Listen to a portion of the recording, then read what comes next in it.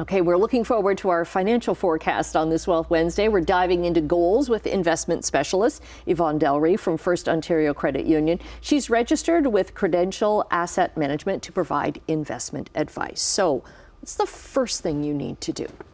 Well, I think the first thing that you need to do is look at your previous year and see if you met your goal from the previous year. If you even had a goal. If you can even remember, because it was 365 days ago, do you even remember what the goal was?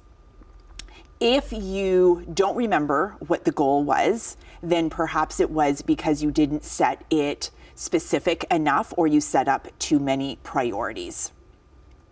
If you met your goal, congratulate yourself, because it has been a challenging year, so congratulate yourself.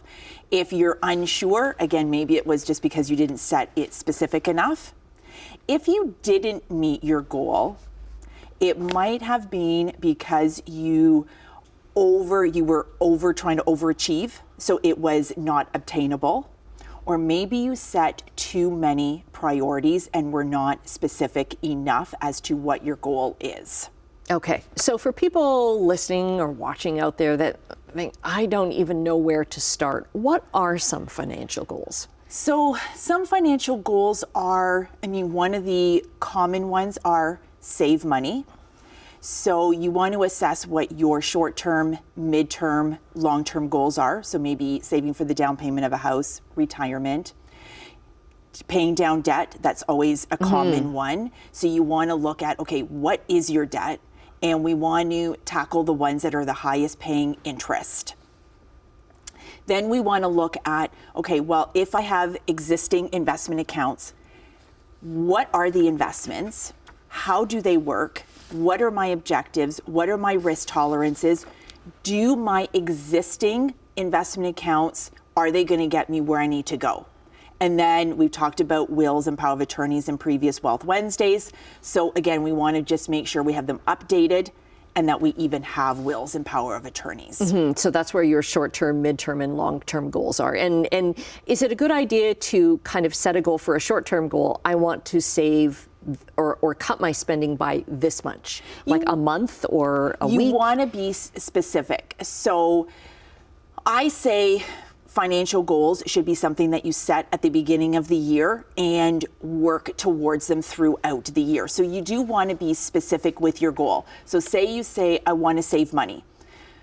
Do you want to save $20,000 in 3 years? Okay, work it out per year. That's $6,666 per month. It's always that you are being specific in what you want to be doing.